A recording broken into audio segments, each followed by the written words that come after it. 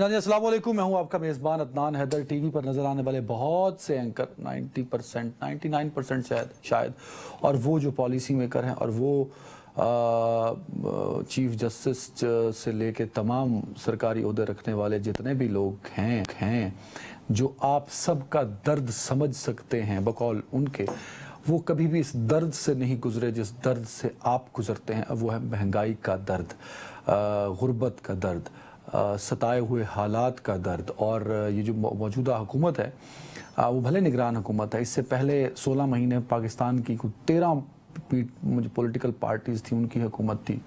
उससे ठीक 16 महीने पहले जो 3.5 साल पौने 4 साल हुकूमत रही, वो पाकिस्तान तहरीक इंसाफ की हुकूमत थी। वो उस शख्स की हुकूमत थी जो नए पाकिस्तान की उम्मीद दिलवा कर आपके पास आया था, वो करप्शन के खात्मे की उम्मीद दिलवा के आपके पास आया था। उस हुकूमत में भी महंगाई से बुरा हाल था, फिर 16 महीने में उससे बुरा हाल था। आज की जो हुकूमत है वो भले निगरान हुकूमत है, लेकिन इस हुकूमत में भी महंगाई से इस हद तक बुरा हाल है कि मुझे लगता है कि शायद अब वो लम्हा आन पहुँचा है जहाँ शायद गरीब को तकरीबन हमने मार दिया है। एक अफसोसनाक वाक़या यह है कि जहाँ पेट्रोल और डीज़ल की कीमतें महंगी होती हैं, वहीं कब्रिस्तानों में जो कब्र की जगह है वो या तो नहीं मिलती या वो भी महंगी कर दी गई है। अब मुझे पता नहीं कि कहना चाहिए कि नहीं कि गरीब को मरने के लिए भी पैसों की ज़रूरत है, कि वो अगर वो फौत हो जाता है तो उसको तदफीन के लिए भी पैसे चाहिए, उसको कब्र के लिए भी पैसे चाहिए, खुदाई के लिए भी पैसे चाहिए, कफन के लिए भी पैसे चाहिए। तो इट्स वेरी पेनफुल। हम सिर्फ तकरीर कर सकते हैं इस पर, और सिवाय तकरीर के हम बहुत सारे लोग सोशल मीडिया पे हम सबको गालियां दे रहे हैं, सहाफ़ियों को। तो आज इसलिए मैंने सारा पैनल चेंज करके सहाफ़ियों को जो है वो बिठा लिया है ताकि हम महंगाई पे बात कर सकें। यकीन मानिए कि हम जो सुर्खी पाउडर लगा के और बाल बना के बैठ जाते हैं, हमारे इख्तियार में कुछ भी नहीं। हम बराए नाम एक फोर्थ पिलर हैं, बराए नाम।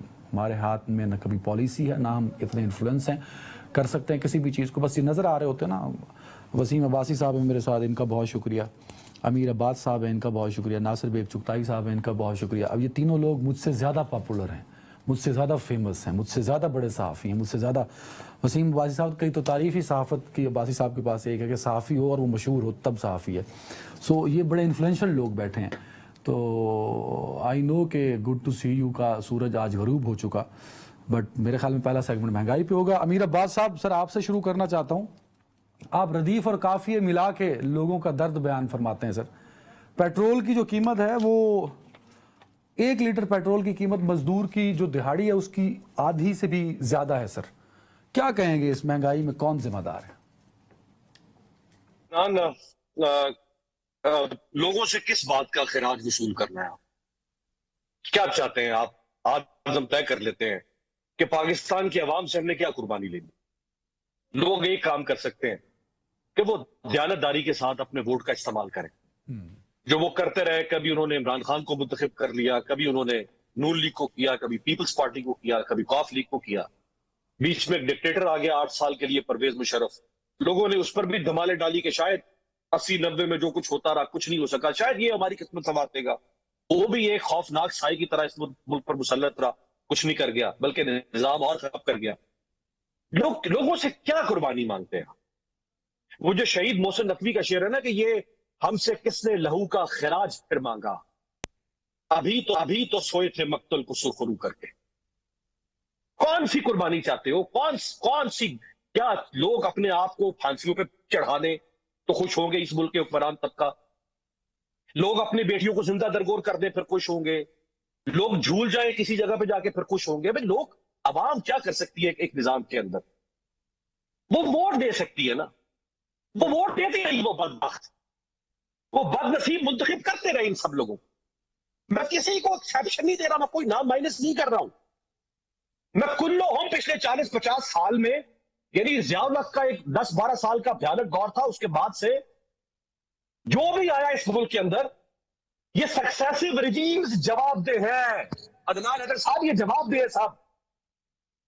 इनमें से किसी एक को आप नहीं कह सकते कि हाँ किसी एक का हिस्सा ज्यादा होगा, किसी एक का हिस्सा कम होगा, लेकिन ये सब जवाबदेह, सबको बताना होगा कि इन्होंने अपने अपने दौर के अंदर कौन कौन सी पॉलिसीज बनाई। देखिए, जब आप इक्तदार के लिए पॉलिसीज बनाए, जन तपाओ एडहॉकिज्म पर मबनी पॉलिसीज बनाए कि आपने 3 साल के बाद वोट लेना है, 5 साल के बाद वोट लेना, कौन वोट जब बाढ़ में तेल लेने जाए कोई परवाह नहीं है, तो फिर उसका खमियाजा वो निकलता है जो आज जिसके ऊपर आप बैठ के बात कर रहे हैं। प्राइम मिनिस्टर शहबाज शरीफ साहब ने अपनी वजारत उज़्मा के आखिरी 2-3 दिनों में एक इंटरव्यू में उन्होंने फरमाया कि ये जो 90 की दहाई में हमने IPPs लगाए वो मुल्की मफाद के खिलाफ थे। तो आज जो आप इतनी महंगी एनर्जी देख रहे हैं, उसको किसी से तो पूछना पड़ेगा ना कि इस मुल्क में क्यों नहीं एफिशिएंट एनर्जी के मंसूबे लगे, क्यों नहीं इस मुल्क के अंदर ट्रांसमिशन का निजाम बेहतर हुआ, क्यों नहीं इस मुल्क में डिस्ट्रीब्यूशन का निजाम बिल्कुल सही है। बेग साहब, मुझे तो तरस आता है जब शमशाद अख्तर साहिबा बैठी होती हैं, जब काकड़ साहब बड़े नफीस आदमी हैं, उनको देखता हूं तो मुझे यकीन जानिए मेरा दिल करता है कि मैं इनको गले लगाऊं और इनका माथा चूम लूं। इन बेचारों का तो कसूर ही नहीं है। वो IPP से शुरू करें और वो नया पाकिस्तान बनाने वाले तक आए, हर एक ने वो जो अंग्रेजी में पढ़ा हुआ मुआहदा किया था उसने इस कौम को बांध दिया, गरीब को बांध दिया, आपको और मुझे बांध दिया। आज हमारे बॉर्डर पर एक मुल्क है जो चांद पर पहुंच गया, जिसकी इकोनॉमी हंड्रेड्स ऑफ बिलियंस में चली गई है सर। हम वहीं के वहीं खड़े हैं। और इस अमीर साहब मैं आता हूं, बिल्कुल सही कह रहे हैं आप। तो बेग साहब, वेयर वी स्टैंड सर? कोई तो है जो निजाम अस्ती तो चला रहा है, लेकिन कोई तो है जो हम सबको कंगला कर रहा है और बड़े अरसे से कर रहा है। अमीर अब्बास ने बहुत सब कुछ कह दिया, पर्ची के बारे में कह दिया, इंतखाब के बारे में कह दिया। बात यह कि घूम फिर के हमारे पास एक उज़्वे नहीफ है और वो सिविल सर्विस है या सियासतदान है। हम उसको जूते मारते रहते हैं बड़े आराम के साथ, बड़े तरीके के साथ हम उसको जूते मारते हैं, जूतों में पैजार करते रहते हैं, उसका बाल पकड़ खींचते हैं और गालियां उसको पड़ती हैं। लेकिन कभी गौर किया हमने, और शायर के किसी को अपने अमल का हिसाब क्या देते, सवाल सारे गलत थे, जवाब क्या है? जवाब क्या है इसका? इसका जवाब 1956 है भाईजान। 1956 में चीफ जस्टिस ने एक फैसला दिया सर कि बंगाली जो है ना, काला बंगाली, इसकी हुकूमत भी गलत, इसकी असेंबली भी गलत। और उसके बाद आज तक हम संभल नहीं पाए। सियासतदान गलत, ब्यूरोक्रेसी गलत, सरकार गलत, जर्नल गलत, सब गलत। इंतखाबात में आप अंदाजा लगे ना, इंतखाबात में कितने जुगाड़ हुए हमारे यहाँ। इंतखाबात किस तरह हुए, किस तरह मुंतखब हुए, किस तरह किसी को दो तिहाई दिया गया, किस तरह किसी को मैंडेट तस्लीम नहीं किया गया, किस तरह किसी को एक सूबे में किसी को दूसरे सूबे में तकसीम कर दिया गया। तो एक तो सूरत हाल है, लेकिन इसका मतलब ये नहीं है कि महंगाई की वजह कुछ और है। महंगाई की वजह हमारी नाकिस पॉलिसियां, हमारी पॉलिसियों में कंसिस्टेंसी का ना होना। देखिए, अयूब खान सही, याया खान सही, भुट्टो सही, कोई भी हो, मुशर्रफ हो, किसी एक की तो पॉलिसी लेकर आप साथ चलते ना। अभी अमीर देश का मुल्क का हवाला दिया, आपने हवाला दिया हिंदुस्तान का। हमें शर्म आनी चाहिए कि उस मुल्क की जो फॉरेन एक्सचेंज रिजर्व है, हम कई बार डिस्कस कर चुके हैं अमीर के साथ प्रोग्राम में, उसका जो फॉरेन एक्सचेंज रिजर्व है वो 600 बिलियन रुपीस डॉलर बढ़ गया सर, 700 पहुंच गया। 700 मैं तो कम करके बता रहा हूँ ना यार, पाकिस्तानी हूं ना, कम करके बता रहा हूँ। 600 बिलियन डॉलर, और ये कोरोना में 100 बिलियन डॉलर के लॉस के बाद है। वो चांद मान पे पहुंच गया, वो मसला नहीं है। चांद पे तो और लोग भी चले जाएंगे। बात यह है कि उनकी जो पॉवर्टी लाइन है वो और नीचे चली गई है, उनके मिडिल क्लास बढ़ गई है। उनके यहाँ अब लोग नंगे नहीं घूमते। एक दौर था, मैं कई बार गया हिंदुस्तान, 5 बार गया हूँ, 5 बार मैंने बिल्कुल मुख्तलिफ देखा है हिंदुस्तान।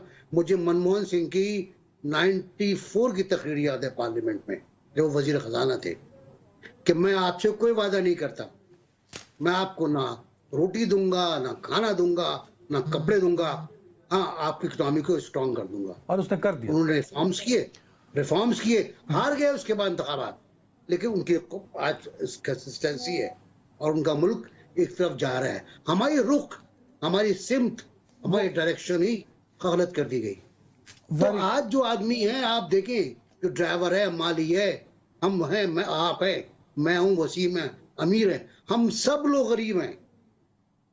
आज हमारे यहाँ खतरा गुर्बत और ऊपर चला गया है। मिडिल क्लास और का उम्मीद भी नहीं है ना जो है, बेहतर होने की सर, बेहतर होने की उम्मीद ही नहीं है। उम्मीद क्यों नहीं है कि कोई पॉलिसी नहीं है आपके पास। Very right. रोज वसीम पॉलिसी साहब, बदलती है अपनी आप। वसीम साहब बतौर reporter, you are a field reporter, of course हम सब फील्ड में घूम रहे होते हैं।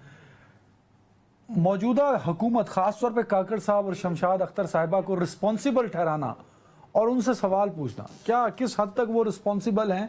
और क्योंकि अब यही हुकूमत है और जब तक इलेक्शन नहीं होते इन्हीं के साथ चलना है, क्या अवाम को रिलीफ दे पाएंगे? क्योंकि अवाम अब वाकई रिलीफ की मुंतजर है।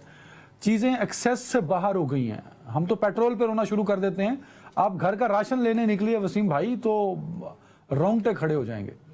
मैं अमीर अब्बास मगर नाराज ना हो तो इन्होंने मुझे कहा, अदनान मैं ड्राइवर के सामने फ्रूट नहीं लेता कि मतलब उसको क्या फील होगा कि वो उसके एक्सेस में नहीं है। अब फ्रूट लेने जाए तो 2000 रुपए से कम में फ्रूट नहीं मिलता आपको छोटे से घर के लिए। वसीम साहब। बिल्कुल जी, नासिर साहब मेरे उस्ताद हैं। अब अमीर साहब भी बहुत कुछ कह चुके हैं, अब मैं क्या कहूँ, लेकिन जो मेरे समझ में एक जवाब आता है वो पॉलिसीज़ का तसलसल है। अब आप नासिर साहब ने 1956 कह दिया, मैं 90s का मुझे याद है जो, तो 90s से आप देख लें कि मनमोहन सिंह की बात यहाँ पे चूँकि हुई है तो उन्होंने इकॉनमी ओपन की थी इंडिया की, उसके बाद से इंडिया की तरक्की का सफ़र शुरू हुआ था। तो पाकिस्तान में भी इकॉनमी ओपन की गई थी, उसके बाद पाकिस्तान में भी कुछ पॉलिसीज़ बनी थी, पाकिस्तान में भी मोटरवेज बनी, कुछ सिस्टम बनने की कोशिश की, फिर क्या हुआ, फिर उसका पहिया रुक गया। पहिए रुके जाते हैं यहाँ पे, किसी की हुकूमत का तसलसल नहीं होता। 2 साल 3 साल हुकूमत, कभी 58(2) भी होती है, कभी कुछ और होता है, कभी कुछ और होता है। आप देखें कि अगर किसी हुकूमत को टाइम पूरा करने दिया जाए पूरी तरह, जिस तरह नासिर साहब ने कहा, बहुत आसान है कि हम सियासतदानों को डिमोनाइज करते हैं, सबसे पहले गाली देते हैं और सब, चूँकि सामने बेचारे यही नज़र आ रहे हैं ना, तो हम इनको कहते हैं ये आसान है, लेकिन हमें ये सोचना होगा कि उसकी वजूहात क्या हैं। तसलसल नहीं होता। अगर सियासतदान यही जितने भी बुरे हैं, आप इंडिया की जो मिसाल दी है अपने चांद पे पहुंचने की, सारा कुछ, वहाँ क्या डिफरेंट है हमसे? हमारी जैसे लोग हैं, स्किन हमारे जैसी, कल्चर हमारे जैसा, सोचते हमारी तरह है, क्या डिफरेंट है? और हमारे साथ आज़ाद हुए। डिफरेंट यही है कि उनका तसलसल है, जमहूरियत का तसलसल है, लगातार पॉलिसीज बढ़ी हैं, कोई अच्छा आया, कोई बुरा आया, कभी कांग्रेस आई, कभी बीजेपी आई, जब आए और कोई कहीं कम्युनिस्ट हैं तो अवाम ने 5 साल बाद जिसने नहीं परफॉर्म किया, लात मार के निकाल दिया। हमें भी, अवाम को तो कभी लात नहीं मारने दी गई, इनकी लात मारने से पहले ही काम हो जाता है। तो बात ये भी तो है ना एक देखने की कि आप किसी को आने दें, किसी को कॉन्फिडेंस तो दें कि वो अपने मेजर्स ले, पॉलिसीज को चलाए और गलत साबित हो जाए चले, लेकिन सही साबित हो, गलत साबित हो, कम से कम मौका तो आवाम को मिले। तो ये जिम्मेदार ये भी तो बात सियासतदान हुए। मैं भी बहुत लंबी तकरीर कर सकता हूँ, बहुत तकलीफ होती है, बाकी में तकलीफ होती है, आपकी सारी बातें ठीक है। किया वो सियासतदानों ने किया। खान साहब को पता लगा कि भाई मुझे तो निकालने लगे हैं, तो उन्होंने वो पेट्रोल और डीजल पे जो सब्सिडी थी, वो जो टैक्स थे वो रोक दिए, पेट्रोल और डीजल सस्ता होता रहा। अब उन्होंने कहा कि मैंने लैंड माइन्स बिछाई गया तो तभी उन्होंने किया ना, मैंने लैंड माइन्स बिछाई अपने मुखालफिन के लिए।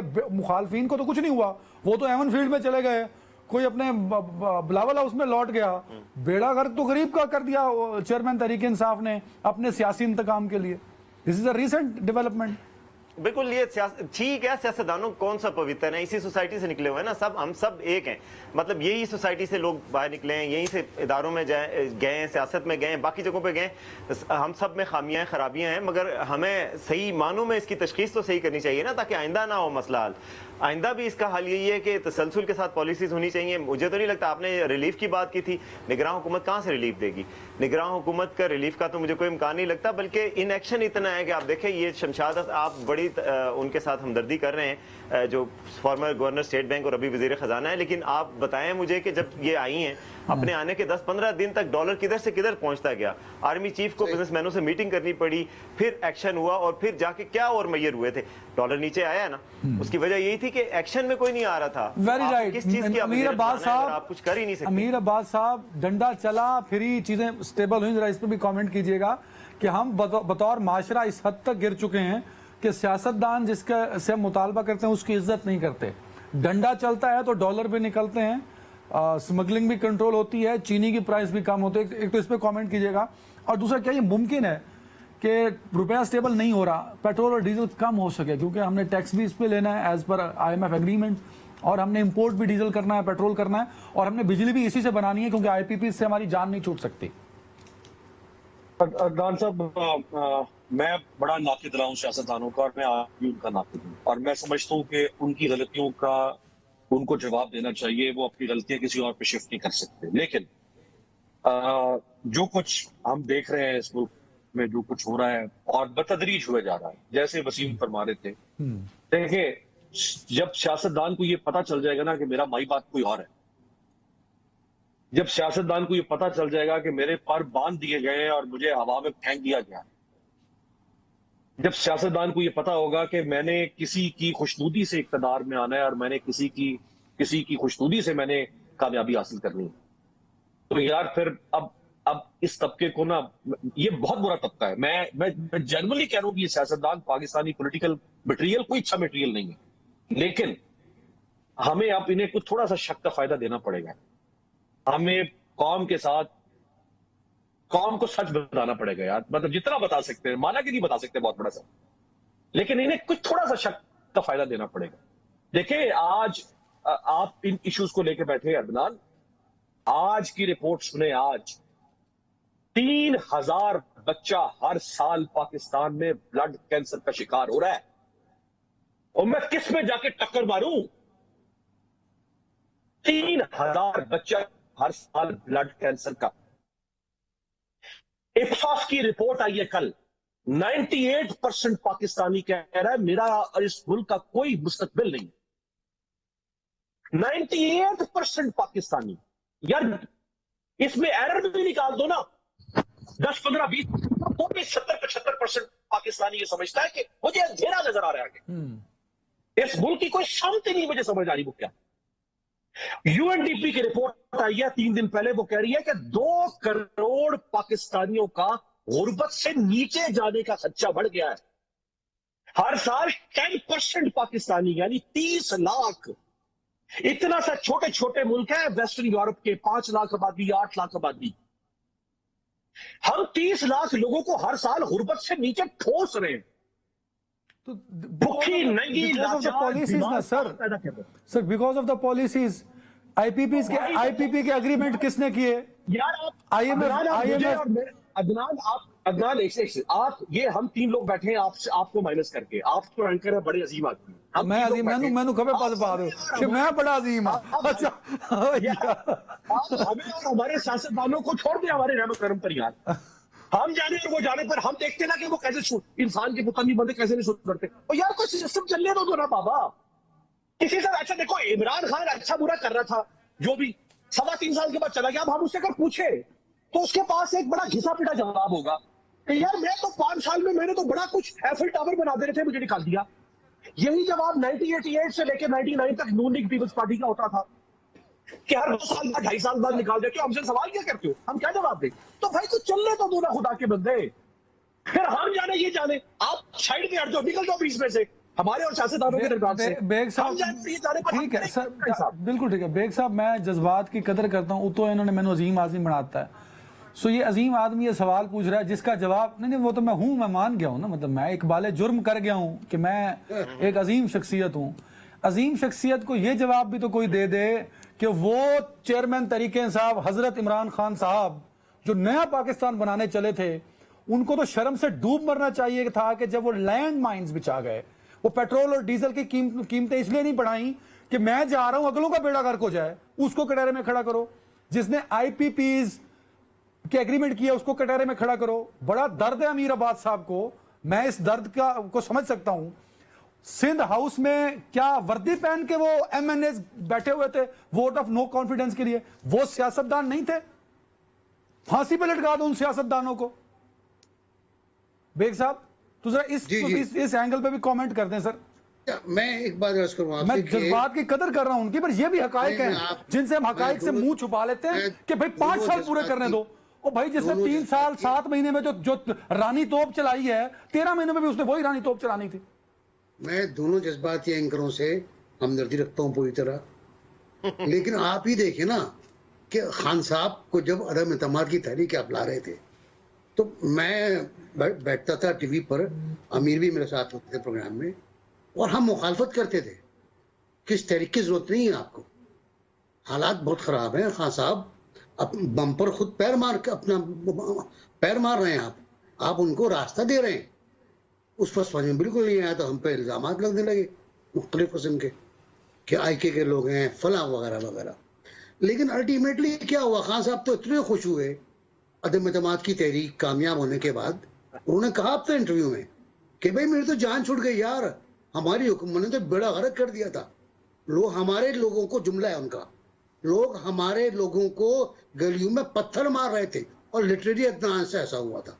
नहीं PTI के लोग ये जमान पार्क में मैं सुन चुका हूं, मेरे सामने भी कहा है उन्होंने, यही कहा है जी, तो लोग पिट रहे थे। आपने तो कहते ना वो तीर जो हवा में मुअल्लक था वो अपने सर पे खुद ले लिया आपने, चले ले लिया आपने।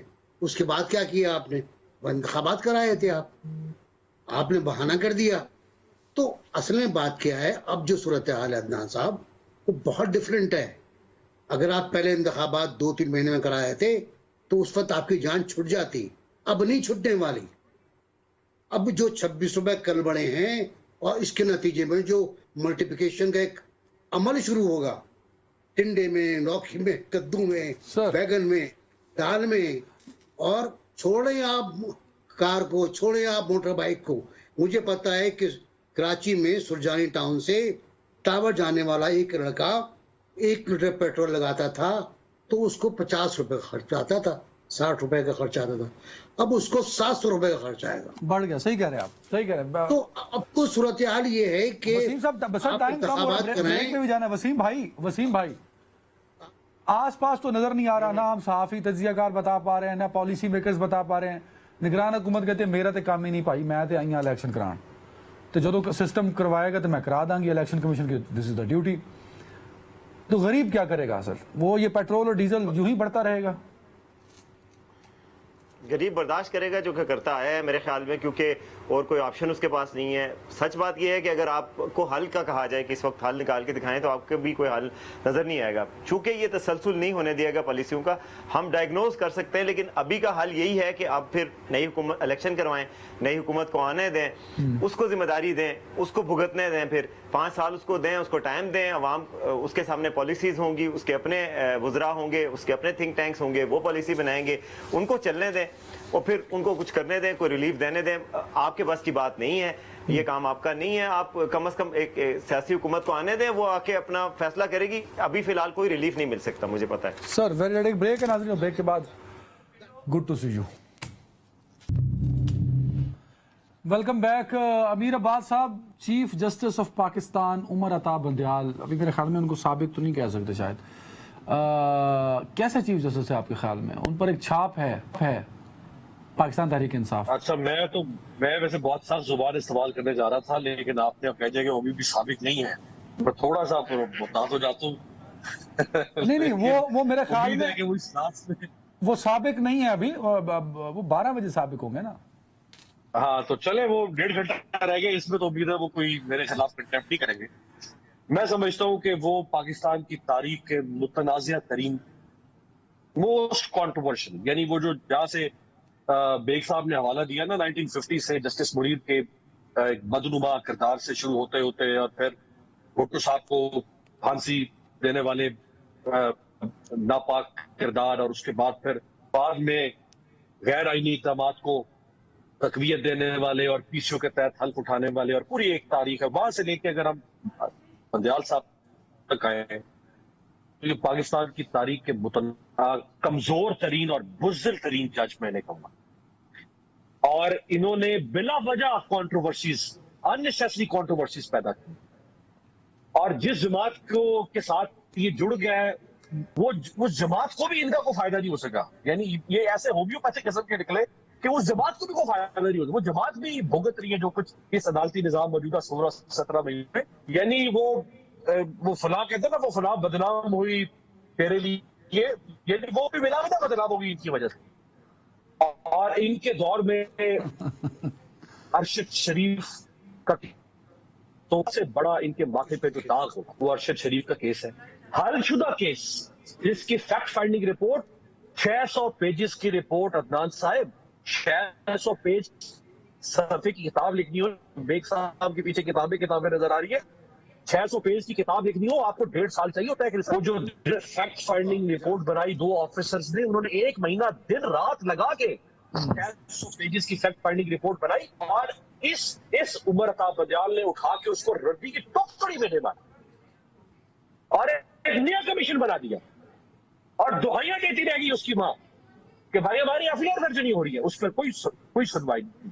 और 1 साल होने को अरशद के कत्ल को, ये काजियों को ज़ात थे पाकिस्तान, उसके नीचे फिर लोगों की गैर कानूनी हिरासत पाकिस्तान में, civil rights, individual rights, political rights, constitutional so credit पे कुछ नहीं है आपको, बिल्कुल ठीक है, कुछ भी नहीं।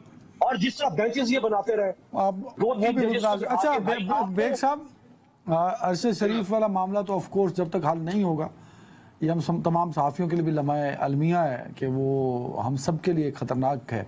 अगर इस एक मसले को हल कर लिया जाए, उनकी शहादत किस तरह हुई, तो बहुत सारे सहाफ़ियों की ज़िंदगी अगले कई सालों तक महफूज हो सकती है। बेग साहब, क्या ये बात दुरुस्त है कि जिस जमात के साथ उनका टैग उनको करते रहे और ऑफ कोर्स फ़ायदा भी उनको कहीं ना कहीं देने की वो कोशिश करते रहे, अमीर भाई का मानना है कि वहाँ भी कोई फ़ायदा नहीं हुआ और ये मुतनाज़ तरीन चीफ जस्टिस रहे अपने करियर के बाद? अरशद शरीफ के बारे में जो अमीर ने कहा, केस के बारे में, मैं उसको ओन करता हूँ, अडॉप्ट करता हूँ। अब आगे चलते हैं। आज मौसूफ रो रहे थे जाते हुए, और जब स्टाफ से उन्होंने खिताब किया तो वो रो पड़े, आप दीदा हो गए। कुछ लोगों ने आंसू के कतरे देखने की कोशिश की, नजर नहीं आया लोगों को, तो उस पर एक साहब ने, मैंने लिखा कि अदाकार दिलीप कुमार, शाहरुख तो जब चाहते हैं उनके आंसू निकल आते हैं। एक शख्स देखा जो बगैर आंसू के रो रहा था। वाह, बगैर आंसू के रो रहा था। तो फिर जो जुमला उनका था, डूबता सूरज, वो सुन के मुझे शिमन रिजवी की बड़ी जबरदस्त कव्वाली याद आ गई कि हुस्न वाले, अब क्या खूबसूरत है, हुस्न वाले हुस्न का अंजाम देख, डूबते सूरज के वक्त शाम देख। तो सूरज डूब गया, लेकिन जो मनुसते फैला गया, हम वेरी क्लियर, मैं बहुत खुल के बात करता हूँ जजों के बारे में, क्योंकि मेरा ख्याल है कि बाज जजेस ऐसे हैं जिन्होंने पाकिस्तान को तबाह किया है, बर्बाद किया है। बिल्कुल रिकॉर्डिंग वगैरह सब देख लें अगर आपको। तो इन्होंने कुछ बताए फैसले, कुछ वसीम बताएंगे। मेरे नजदीक 2 ग्रुप हैं जजों के, एक जस्टिस मुनीर से मौली मुश्ताक तक, एक जस्टिस इफ्तिखार चौधरी से जस्टिस उमर अताब बंदियाल, सूरज डूबने तक। जस्टिस सूरज डूबने तक ग्रुप है। दुआ करें कि आने वाला आपको अच्छा लगे, मायूस ना करे, किरदार बेहतर है। फैजाबाद बलूचिस्तान की रिपोर्ट वगैरह तो आपके सामने, लेकिन आप कुछ कह नहीं सकते। बिल्कुल ठीक है वसीम भाई। एक तो आने वाले चीफ जस्टिस के लिए चैलेंजेस क्या होंगे, क्योंकि ऑफ कोर्स ये उमर अताब बंदियाल साहब के जमाने में, मैं समझा मेरे लिए भी वही हुक्म है जो जाने वालों के लिए जो सपने का है। तो मैं थोड़ा सा कह दूं वैसे भी, उमर अताब बंदियाल साहब के जाने पे आप काफी अफसुर्दा नजर आ रहे हैं हमें। बहुत अफसोस हो रहा है मुझे, जाहिर है वो अफसुर्दा हुए हैं। लेकिन एक बात मैं जुमला मुतरज़ा नासिर साहब से इंतहाई अदब के साथ, कि वो जो दौर था ना इफ्तिखार चौधरी से लेके बंदियाल साहब तक तसलसल, उसमें एक अच्छे जज भी आए थे ना, जस्टिस जवाद ख्वाजा साहब, तो उन जैसे शरीफ जज भी बीच में कभी आ गए थे बीच में। बहरहाल साकिब निसारों, आसिफ खोसों और बंदियाल जो है उनकी सफ़ों में ही याद रखे जाएंगे। वो जा रहे हैं, अब मैं ज़्यादा नहीं कहना चाह रहा, लेकिन देख लें कि उनका जो उन्होंने आइन को रीराइट करने की कोशिश की 63A की। अमीर अब्बास साहब को तो दुख और है ना कि वो उन्होंने अपनी पार्टी को भी फ़ायदा नहीं दिया जिसका था, लेकिन एक अच्छा फैसला उन्होंने किया था जो रिस्टोर की थी असम्बलीज। लेकिन उसके बाद देखें कि 3 रुकनी बेंच कितनी दफ़ा एतराज़ात हुए, पूरी ढिठाई से जमे रहे कि नहीं उनको करना। अपने साथी जजों पे एतराज़ात आए, उस पर कोई एक्शन नहीं लिया, बल्कि उनकी सपोर्ट की। फिर यानी आइन और कानून का मजाक उड़ाया, पार्लियामेंट की बालादस्ती को चैलेंज किया। आप देखें ना, पॉइंट पॉइंट वाइज कि उनके फैसले कैसे थे। तो बहरहाल एक तारीख बात था, इसमें कोई शक नहीं। और अदलिया पर एतमाद जो है मजरू हो गया, टोलेबंदी हो गई, धड़ेबंदी हुई। जाहिर है अपने ही साथी जज फायजिस्ता के खिलाफ रेफरेंस की हिमायत की और उनके खिलाफ साजिशें की, फिर 2 धड़े बनाए, फिर 1 धड़े की मतलब सुप्रीम कोर्ट जैसे इदारे में धड़ा बनना बहुत अफसोसनाक बात है। एक लीडरशिप का फुकदान है और एक जाती मफाद नजर आता है। बहरहाल फायजिस्ता साहब के लिए बहुत ये कोई बेड ऑफ रोजेज नहीं होगा, बहुत बड़े बड़े चैलेंजेस विरसे में छोड़ के जा रहे हैं वो। उनके लिए आईनी कानूनी सवालात हैं जो अब उन्होंने मुश्किल होगी फायज साहब के लिए। बिल्कुल ठीक है। अली भाई टाइम की कमी है मेरे पास। आपने पर्ची की बात की, वोट को इज्जत दो के आप भी बहुत हामी हैं, तो अब सूरत हाल बड़ी दिलचस्प होती जा रही है। PMLN और पीपल्स पार्टी, हाँ जी वोट को इज्जत दो पे आपके जज्बात उभरे हैं सर, प्लीज प्लीज। मैं उस पे जाने से पहले अगर आप इजाजत है, मैं कोई किसी अमेरिका के किसी जज मार्शल या फलाने का हवाला नहीं दूंगा। मैं अपने ही खत्ते के एक जज का आपके सामने हवाला देना चाहूंगा कि करैक्टर किसे कहते हैं। 1895 में हैदराबाद दक्कन जो रियासत थी उसके चीफ जस्टिस थे हाई कोर्ट के खुदा बख्श खान, सर खुदा बख्श खान। सर खुदा बख्श खान को एक बहुत अजीम विरसा मिला था उनके वालिद की तरफ से किताबों का, बहुत नायाब किताबें थी। उस विरसे में सर खुदा बख्श खान ने इजाफा किया। उन्होंने एक लाइब्रेरी बनाई, चीफ जस्टिस ने लाइब्रेरी बनाई जो कि इस्तांबुल के अवामी कुतुब खाने के बाद दुनिया की सबसे बड़ी लाइब्रेरी थी, और ओरिएंटल पब्लिक लाइब्रेरी अपनी जेब से बनाई। जब वो रिटायर हुए तो बीमारी में मुब्तला हो गए। बीमारी के इलाज में इतने कर्ज में डूबे कि मकरूज हो गए। जब मकरूज हुए तो ब्रिटिश म्यूजियम ने उनसे दरख्वास्त की कि ये जो आपकी लाइब्रेरी है दुनिया का एक नायाब जखीरा किताबों का, सर मुंह मांगी कीमत हम आपको देने को तैयार है। जितने पैसे मांगते हैं, पाउंड ले, डॉलर्स ले, जो भी ले, ये लाइब्रेरी हमें दे दें। कर्ज में डूबे हुए मकरूज शख्स ने ठोकर मार दी। कहा मुझसे इल्म खरीदना चाहते हो? मेरी बीमारी में मेरे होने का नहीं, मुझे आपसे इसीलिए इख्तलाफ है ना। एक चीफ जस्टिस ऊपर से रिटायरमेंट के बाद मकरूज, खुदा का नाम ले, दिल जलाने की बात करते हो अमीर अब्बास, दिल जलाने की बात करते हो मेरे दोस्त, दिल किस जमाने की बात करते हो मेरे दोस्त। टाइम कम है। अरे मेरे भाई ये छोड़ दीजिए। एक कह रहे हैं आप चीफ जस्टिस, ऊपर से मकरूज। आपको रिटायर्ड चीफ जस्टिस के बारे में रिसर्च कीजिए ताकि आपकी ये फिलॉसफी खत्म हो। बेग साहब टाइम मेरे पास कम है। नून लीग और पीपल्स पार्टी, आज दोनों की प्रेस कॉन्फ्रेंसेस आप सुने तो आप हैरान परेशान हो जाएं कि यार ये क्या हुआ। नहीं, इसके 2 हिस्से सर, एक सुबह से लेके शाम तक ऐसी की तैसी बिड़ा कर देंगे, हाँ। मार देंगे वगैरह वगैरह चलता रहा। तलाल क्या तारड़ साहब से लेकर अफजल चंद साहब तक सब लगे रहे। शाम को अचानक 2 बयान आते हैं, ख्वाजा आसिफ का, इसाक डार का। ख्वाजा आसिफ कहता है पीपल्स पार्टी से हमारा इंतखाबी इत्तेहाद होना चाहिए। Done, okay. और बातें बहुत सी है, और बहुत सी बातें मैंने ये सुर्खी निकालने का मुझे आदत है वो निकाल दी कि पीपल्स पार्टी से हमारा इंतखाबी इत्तेहाद होना चाहिए। फिर आता है इसाक डार का बयान। अब अंदाजा लगाइए कितने सीनियर लोग हैं। वो कहते हैं कि बिलावल तो मेरे बेटों की तरह है, मैं उसे किसी बात का जवाब नहीं दूंगा। और पीपल्स पार्टी के साथ हमने 17 महीने मिलकर इत्तफाक राय से हुकूमत की और आइंदा भी इत्तफाक राय होगा।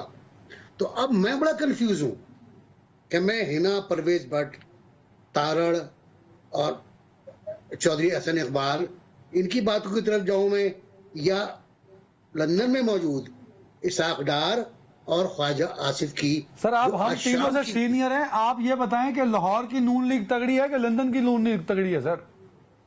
सर जी मुझे तो लाहौर की लगती है। अच्छा, ये सारे खदशात गलत साबित कर देते हैं। वसीम अब्बासी साहब, वैसे इनके मुंह में घी शक्कर, मुझे लगता है बेग साहब ने शहबाज शरीफ को लंदन शिफ्ट कर दिया। मैं बेग साहब शहबाज को लाहौर की नून लीग में रखे हैं, वो लंदन में। अच्छा चलो, वसीम लंदन ग्रुप में। आपने कहा नए इलेक्शन हो तभी मसाइल अवाम के हल होंगे, तो मेरे भाई नए इलेक्शन कब तक आपको नजर आ रहे हैं, और क्या नए इलेक्शन वाकई मसाइल, माशी मसाइल हल कर पाएंगे? कंक्लूडिंग रिमार्क्स हैं, 2 मिनट आपको दे रहा हूँ, 120 सेकंड सर। जी जी बिल्कुल, ये जो पीपल्स पार्टी का गुस्सा है वो उनका गुस्सा जायज है कि हवाएं चूंकि नून लीग के हक में चल रही हैं तो जाहिर है उन्हें बयान देना है, और नून लीग की जो सीनियर क़यादत है लंदन में उनको पता है कि गुस्सा नहीं करना, गुस्से की उनकी क्या जरूरत है जब वो उनको कोई नुकसान नहीं हो रहा, उनको फायदा हो रहा है। तो जो मुतासरा फरीक होता है ज्यादा चीखें उसकी निकलती हैं, तो इस वजह से वो आ रहा है। और इलेक्शन की जो बात है, जहां तक मेरा ख्याल है फरवरी में हो जाएंगे इलेक्शन, और इलेक्शन ही मसाइल का हल है, उसके अलावा और आप मुझे बता दें कोई हल ऑप्शन कोई और है नहीं। एक सियासी हुकूमत को मौका दिया जाए, वो आके हल करे, अवाम की नुमाइंदा हो और अवाम के सामने जवाब दे हो, उसको पता होगा कि हमने अवाम के सामने जाना है। शमशाद अख्तर साहिबा की तरह नहीं, उसको पता होगा कि हमें कोई मसला नहीं है, जो मर्जी हम कर ले, हमें किसी को जवाब दे नहीं होना, अवाम को खास तौर पे। तो सियासी हुकूमत ही इसका हल है। पूरी दुनिया में जब मसाइल हुए तो सियासी लोगों ने ही हल किए, तो सियासी लोगों को मौका मिलना चाहिए। मेरा ख्याल है फरवरी में मौका मिलेगा और इलेक्शन होंगे और एक हुकूमत नुमाइंदा हुकूमत सामने आएगी। ये नहीं पता कि नुमाइंदा हुकूमत सामने आएगी या नहीं, लेकिन इलेक्शन हो जाएंगे। Very right. अगर फरवरी तक इलेक्शन आ जाए, तीनों मौजूद मेहमानों को बहुत शुक्रिया, तो मसाइल हल हो जाएंगे। फरवरी में इलेक्शन हो या 90 रोज़ में इलेक्शन हो, इलेक्शन ही किसी जमहूरी मुल्क में मसाइल के हल का वाहिद रास्ता होते हैं। अपना ख्याल रखिएगा और इस उम्मीद पर जिंदा भी रहें और कोशिश करें इस महंगाई में अच्छी ज़िंदगी गुजारने की, जो कि नामुमकिन बात है, कि जल्द अज जल्द इलेक्शन हो ताकि आपके और मेरे मसले हल हों। अपना ख्याल रखिएगा। अल्लाह हाफ़िज़।